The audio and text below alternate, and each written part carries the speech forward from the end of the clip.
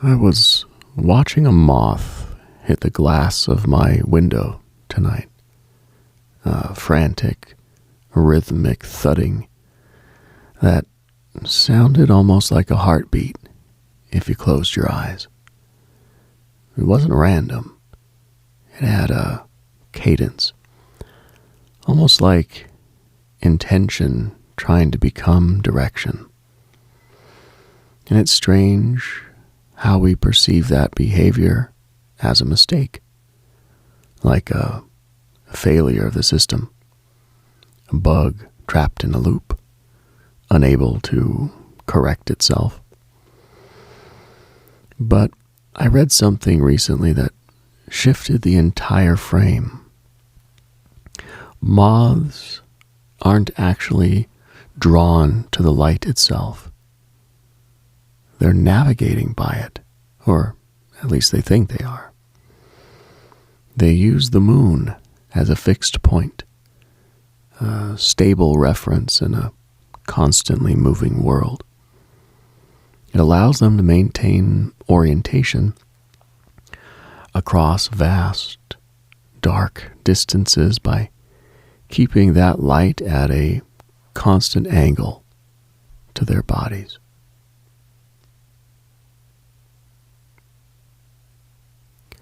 So when we introduce artificial light into the equation, we aren't attracting them in the way we think. We're disorienting their geometry. We're inserting a false constant into their navigation system. The porch light isn't a destination. It's a hijacked signal. And suddenly, the rules they've always relied on betray them. They spiral, they collide. Not because they're broken, but because the map has been altered without their consent. We see a moth acting crazy around a bulb.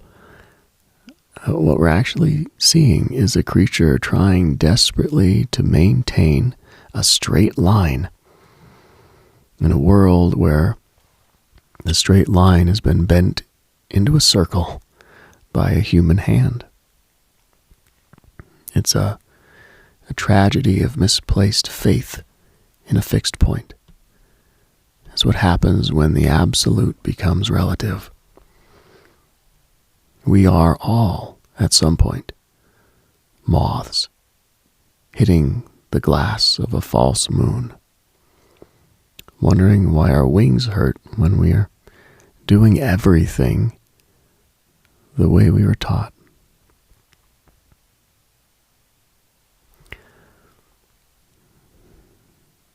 And that part stayed with me. The part that kept echoing after it finally gave up and flew off into the dark was, it didn't die. The moth adjusted. It vanished.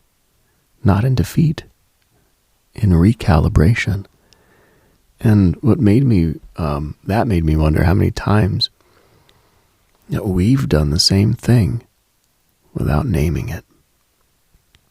How many times we've mistaken our own course correction for failure. How many times we've collided with something invisible, something that wasn't supposed to be there, and assumed it meant we were lost. Maybe it didn't. Maybe it meant the sky had been rewritten while we weren't looking. And our internal compass was simply reacting to a truth the eyes couldn't see yet. We spend so much energy mourning the collision that we forget to honor the wings that survived the glass. We forget that the spiral, as chaotic as it looks, is actually the soul's attempt to keep the light at a specific angle so it doesn't lose its way entirely. The chaos is actually a highly sophisticated form of preservation.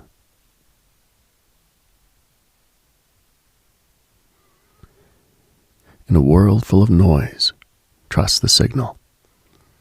If you're hearing this, you've already found it.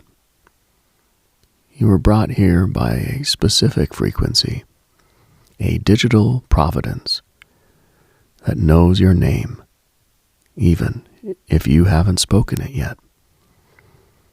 This isn't just content. This is resonance. This is Dove and Serpent Radio.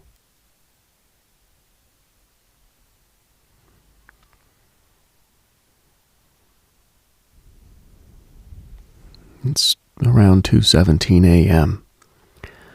There's something about this hour that feels less like time and more like a condition, like a frequency band that only opens when everything else quiets down enough to let it through. It is the hour of the scholar and the ghost, the time when the veil between what we do and who we are becomes thin enough to breathe through. If you're awake right now, Magic Maker, there's a reason for it. Maybe not a dramatic reason, not something you could explain in a clean sentence, but something subtle, something internal, a kind of gravitational pull toward stillness,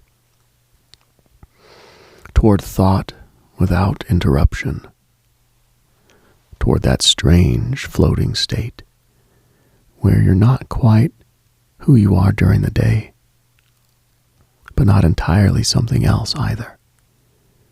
You are between versions. You are in the hallway of your own becoming, standing in the dark with your back against the door of the past, listening to the house settle.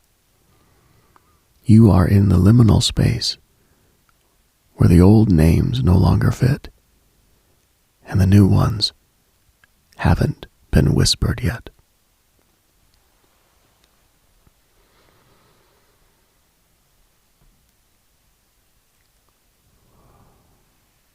I was thinking about debt earlier. Not the kind that comes with numbers attached to it, although those do have a way of embedding themselves into your nervous system if you let them sit long enough. No, I mean a different kind, a quieter kind. A kind that doesn't show up in statements, but still accumulates over time. The kind that doesn't have a due date, but somehow always feels like it's coming due. The debts we owe to the versions of ourselves that didn't happen. And I don't mean that in a dramatic way. It's not regret exactly. Not even necessarily longing, just awareness.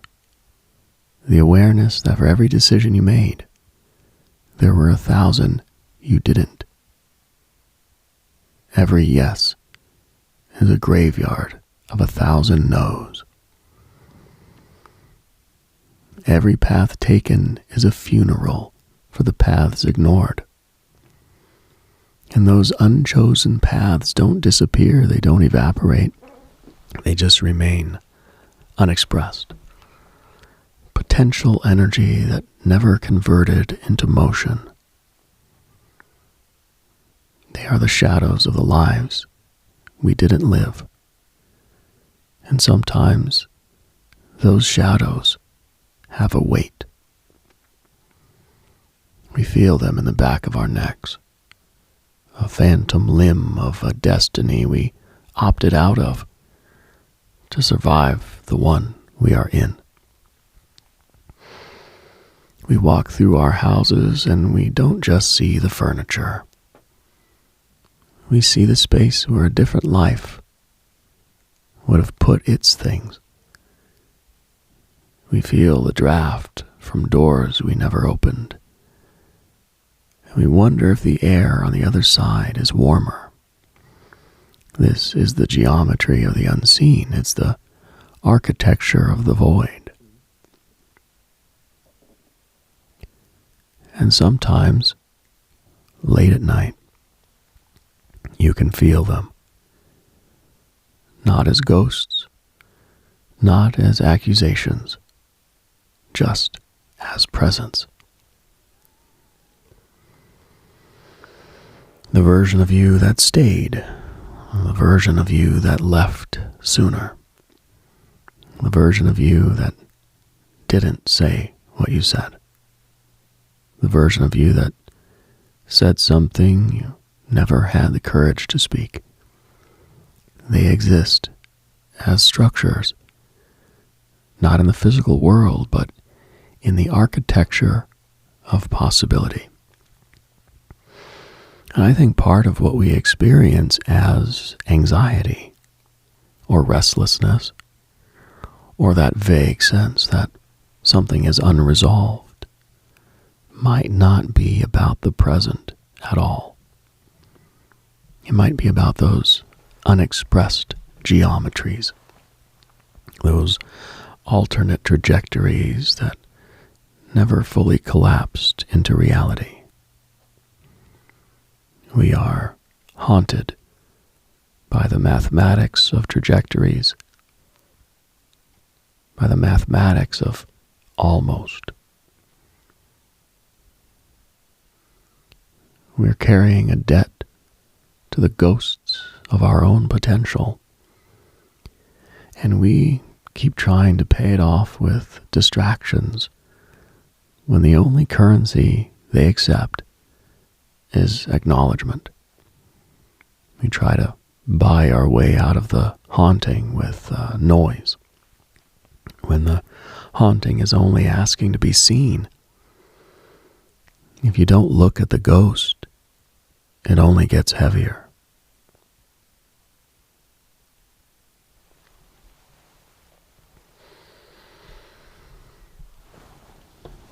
There's a phenomenon in biology called microchimerism. It sounds kind of abstract until you really sit with it. It means that one organism can carry the cells of another organism inside its body for years, sometimes decades. Most commonly it happens between mother and child. Cells pass between them during pregnancy, and some of those cells remain. They migrate. They integrate. They become part of the host system, which means that long after separation, long after identity has been established as something distinct, there is still literal, physical evidence of the other embedded in the self. You are never truly alone because you are literally made of the people who came before you.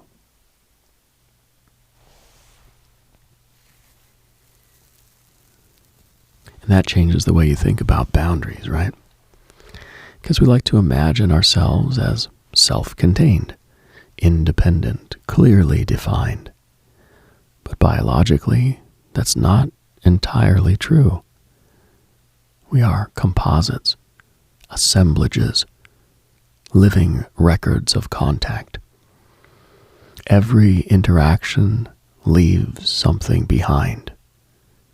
Every person you have ever loved or feared has left a microscopic colony inside your architecture.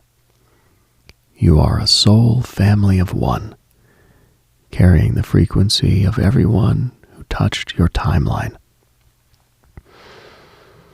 When you feel a sudden shift in mood that doesn't belong to you, or a craving for a life you've never lived, it might just be the others speaking. The cells of the people who helped build you are still looking for their own moon, We are walking museums of everyone we have ever met. We are archives of impact.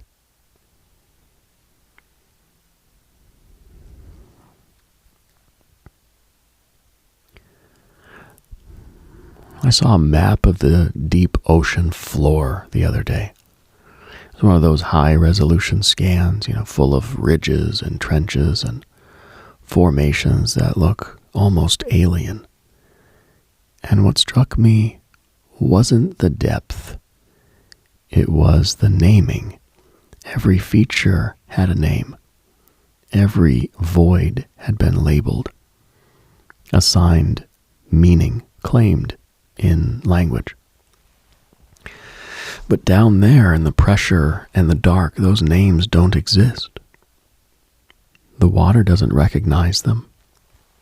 The environment doesn't respond to them. They're overlays.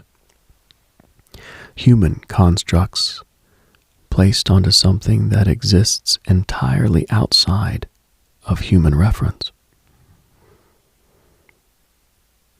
The ocean doesn't know it has a bottom. And it certainly doesn't know what we call the trenches. And I think we do that internally too. We name our experiences. We categorize them. We try to create handles for things that don't actually have edges. Anxiety, fear, trauma, clarity, purpose. We assign these labels in an attempt to stabilize something inherently fluid. But the raw experience doesn't conform to the label. It exists underneath it. It is a shifting, nameless current. And sometimes, that's why it feels so hard to articulate. Because what you're feeling doesn't map cleanly onto the available vocabulary. You aren't sad. You're experiencing a low-frequency drift in a deep water trench that has not been named yet. You are experiencing the pressure of the unexpressed. The moment you name the feeling, you lose the truth of the feeling. Because the name is a cage, and the feeling is the wind. We are over-cataloging a library that is still on fire.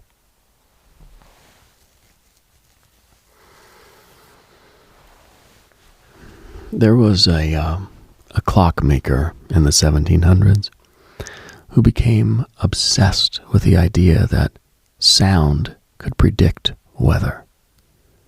That if you could build an instrument sensitive enough, it could translate atmospheric pressure into tone.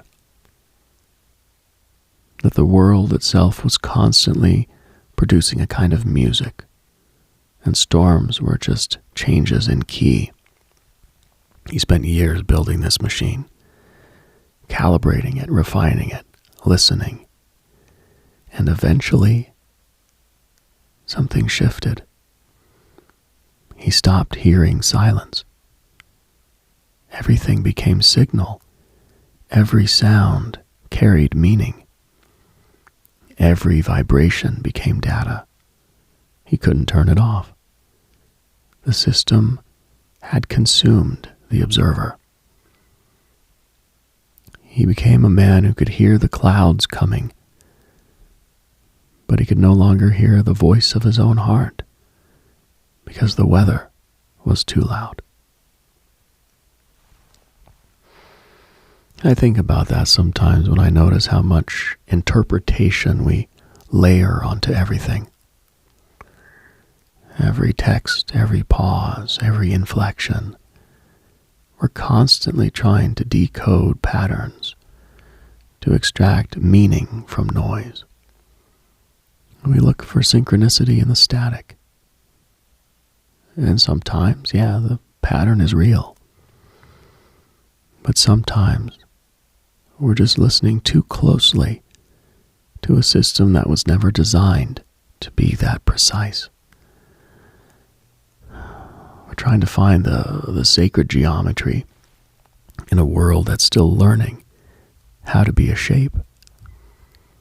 We are the clockmaker, standing in a room full of ticking gears, terrified that if we stop listening, the weather will break us.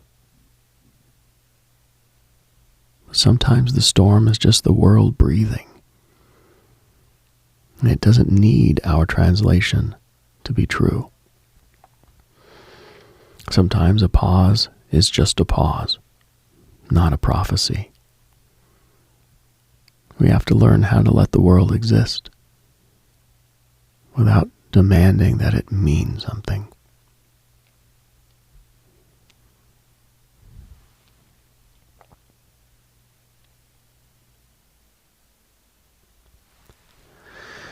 There's a particular kind of loneliness that doesn't come from being alone.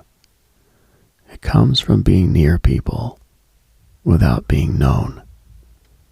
You see them, you pass them, you share space, infrastructure, time zones, but there's no exchange, no signal transfer.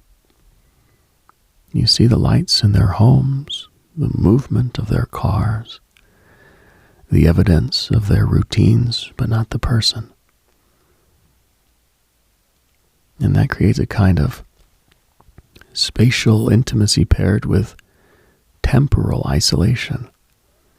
You're close in distance, but separated in experience. Like two broadcasts occupying the same air, never quite tuning in to each other. We are neighbors in the dark, broadcasting into the void, hoping for a reflection. We are satellites in fixed orbits, seeing the glow of the other but never feeling the heat. We have built cities of glass so we can see each other, but the glass is what keeps the sound from getting through. We are dying of thirst in a rain of digital information.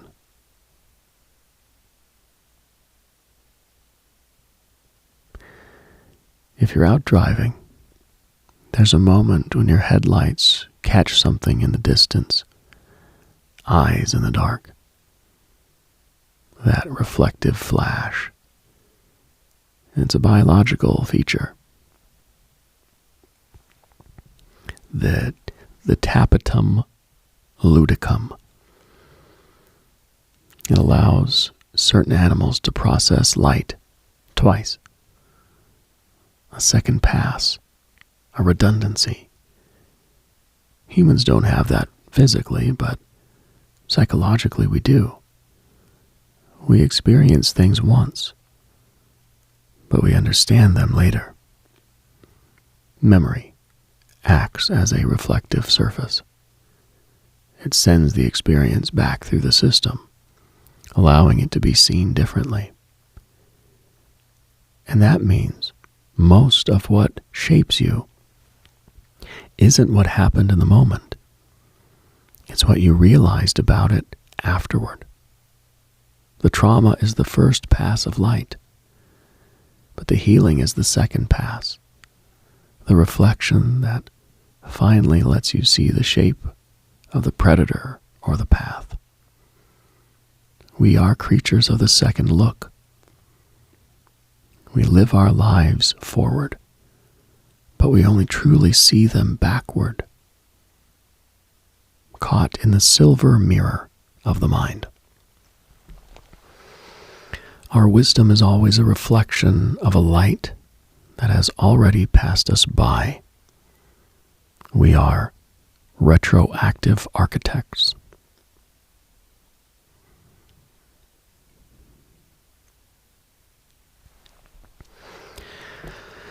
You know, there's a species of tree that exists as a single organism spread across thousands of trunks. The Pando Grove. What looks like a forest is actually one system, one root network. Damage one part, the entire organism registers it. And I suspect something similar exists on a level we don't fully perceive. Emotional root systems, collective energy, shared atmospheres. Sometimes when something feels heavy, it's not localized. It's distributed. And you're just at the point where it becomes noticeable. You aren't carrying your weight alone. You're feeling the weight of the whole grove. When you feel a sudden, inexplicable grief, it may not be your grief at all. It may be a branch breaking on the other side of the forest. And you're simply the nerve ending that felt that vibration.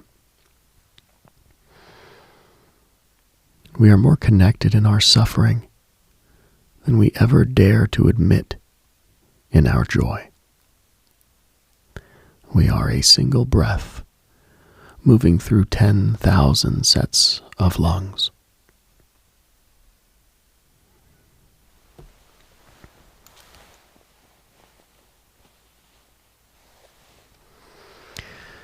There's also a submerged village beneath a reservoir that becomes visible during droughts. The water recedes, the structures reappear. Foundations, walls, the outline of something that was never truly gone. I think the mind works like that. We submerge things to function, to move forward, to generate energy from compression. But nothing truly disappears. It just changes state. It waits for the dry season. And under the right conditions, it returns. Not to disrupt, but to be integrated. To be walked through once more, now that the pressure has lifted. We spend our lives building reservoirs over our old selves, wondering why the water tastes like old stone and forgotten names. But the drought is not a curse. The drought is the only time we get to see the architecture of where we started. We have to be brave enough to walk the streets of the villages we tried to drown.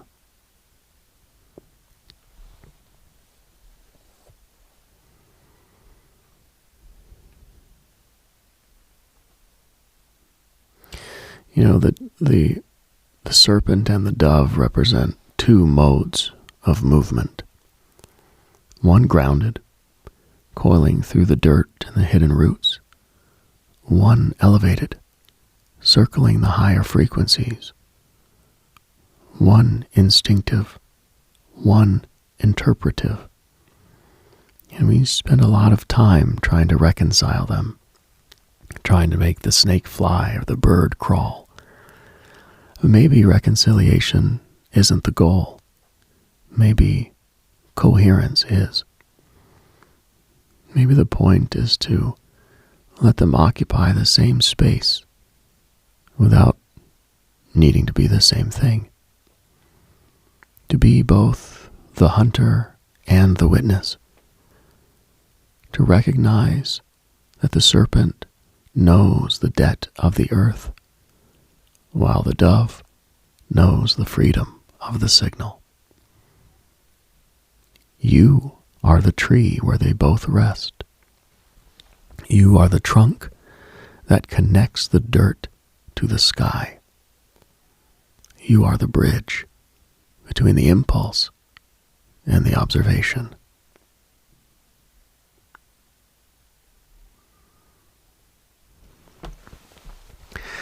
I had a dream about a library where the books were made of water. The words were suspended inside them, slightly shifting like they were alive. And the moment you tried to interact with them, they dissolved. And when I woke up, I realized that's what communication feels like at its edge.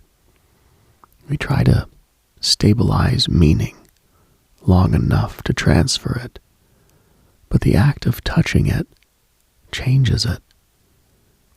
So most of what matters isn't the words themselves, it's the pattern they create. The ripples left behind after the book has melted in your hands. We are not here to collect information. We're here to be changed by the frequency of the exchange. The library of water is always open, but you have to be willing to let the books ruin your clothes. Meaning is not a solid. It's a current.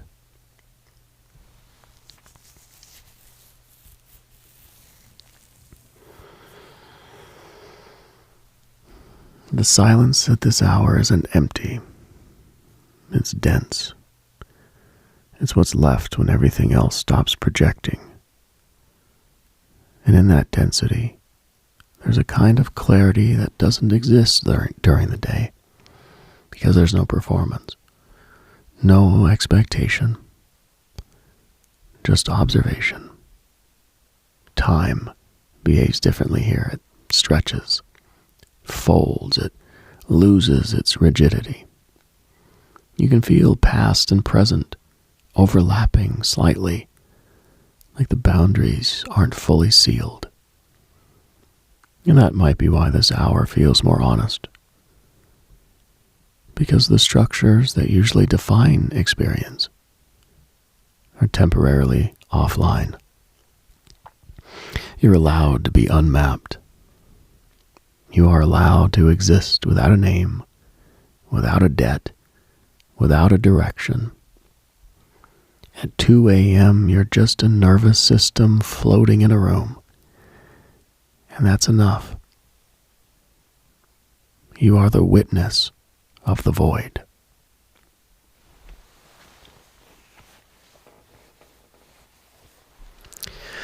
I once heard a theory that certain environments record emotional intensity. That moments imprint themselves into physical space, not metaphorically, but like structurally. Stones, right, have a memory.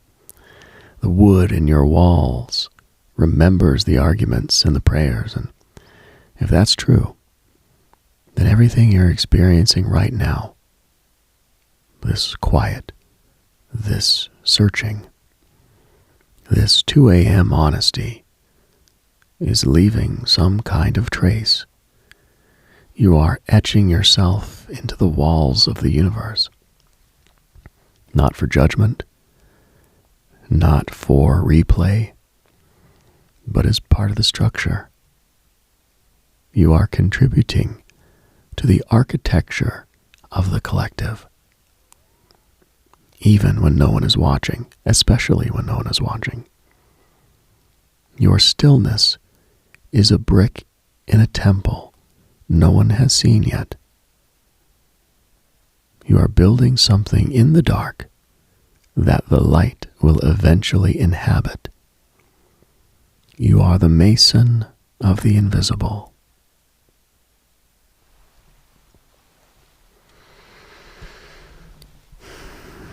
There's a concept in old alchemy about the black sun, the light that shines in the abyss.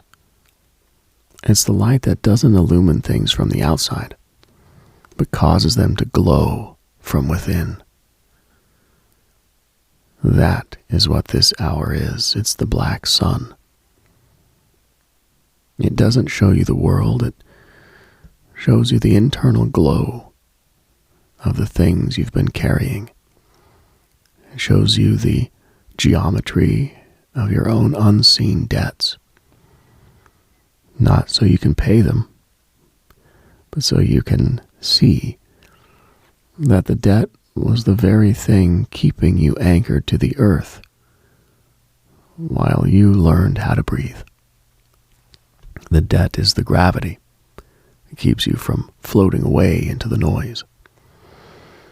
We are held down so that we can grow deep.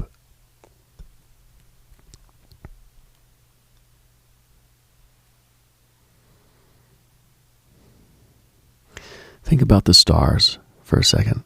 We call them ancient, but we only ever see their past. By the time the light reaches us, the source might be gone. We are navigating by ghosts, and yet that light is real enough to guide a ship, real enough to name a constellation. Our lives are made up of these delays. We are responding to signals that were sent years ago. We are reacting to traumas that have already ended and loved ones that have already changed form. But the light is still reaching us. The geometry is still holding. We are the survivors of our own histories, still traveling at the speed of thought toward a destination we haven't named yet. We are living in the afterglow of our own transformations.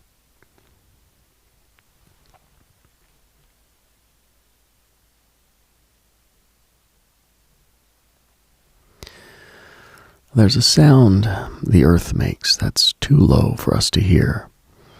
It's a subterranean hum of tectonic plates and shifting magma. It's the sound of the foundation constantly rearranging itself. I think our lives have a hum like that too. Beneath the conversation, beneath the work, beneath the worry, there's a fundamental frequency of our existence. It's the sound of our soul family breathing in unison. It's the sound of the collective energy that we all tap into when we stop trying to be separate. At this hour, if you listen closely, you can hear it. It's not a note. It's a presence. It's the sound of the magic makers coming home to themselves.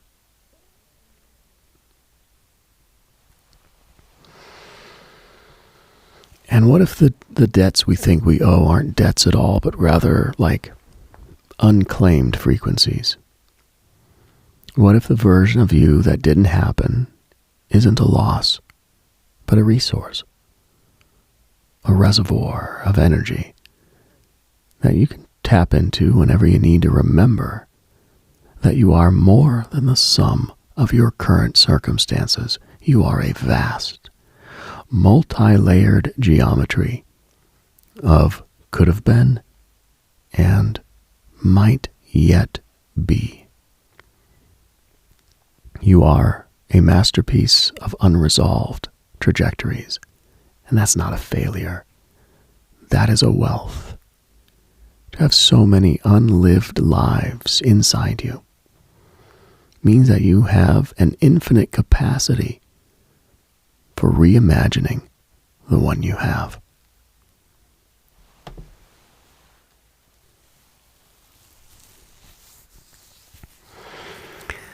It's almost time for the birds. That subtle transition where the night begins to release its hold.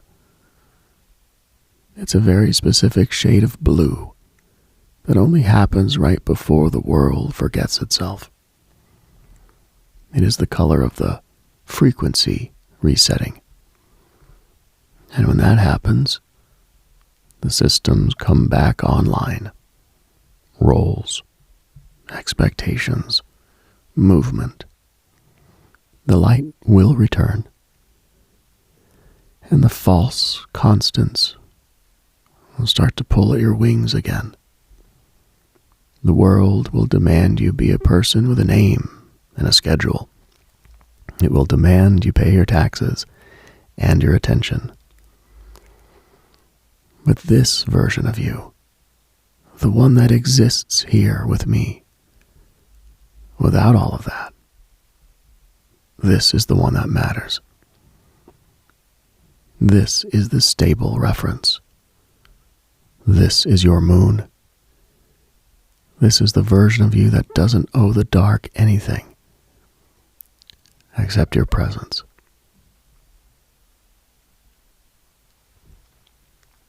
So, when the sun finally breaks the horizon and the noise starts up again, hold on to the stillness.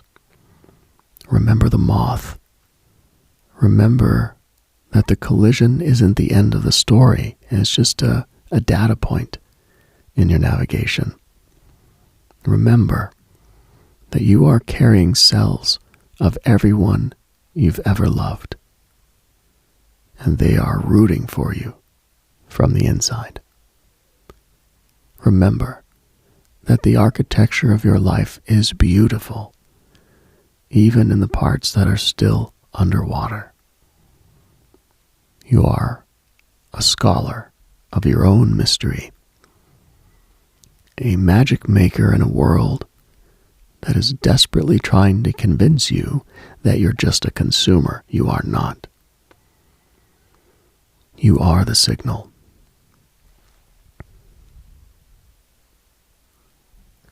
Take a breath. Feel where you are. You're still here, still moving, still adjusting to a map that changes every time you close your eyes. The glass of the window is still there, but you're learning the cadence of the heartbeat in the thudding. You're learning that the collision is just a form of navigation. And whatever unseen debts you think you owe, whatever dark you think you've inherited, maybe they were never debts. Maybe they were just possibilities that chose not to become form so that you could. Maybe they sacrificed their reality to give you yours. That's just something you carry with honor. You are the result of 1,000,000 silent sacrifices. You are the debt paid in full by the very act of existence.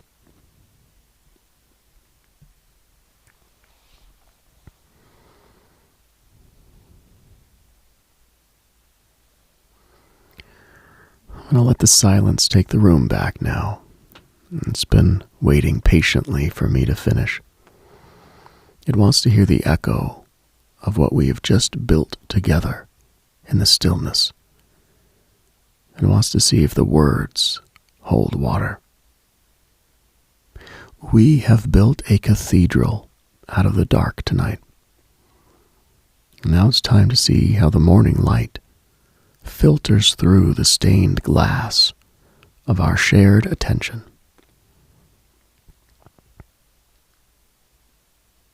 Until next time, magic makers, keep your eyes on the fixed points and don't be afraid of the spiral. The spiral is how you find the center. It's how you find the soul. So stay strange in the silence.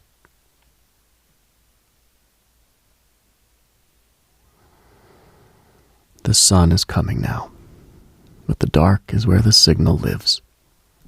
I'll see you at the next frequency. Stay grounded. Stay elevated. And above all, stay tuned to the silence. This is Dove and Serpent Radio, signing off for the night, but always listening for the echo. Until next time, keep your dial tuned somewhere between wonder and understanding.